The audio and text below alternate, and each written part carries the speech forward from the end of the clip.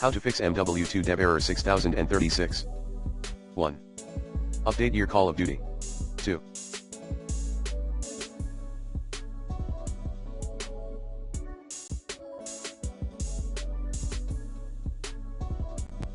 Steam.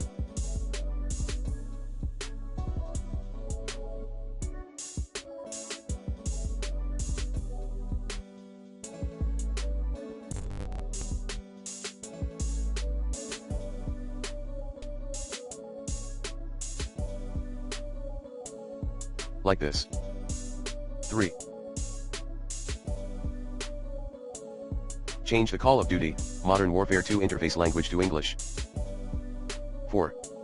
PC, update all your device drivers using the recommended Avast driver updater in this video guide. 5.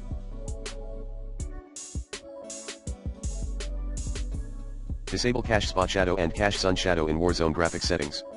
7. Uninstall and reinstall the MW2 game. 8.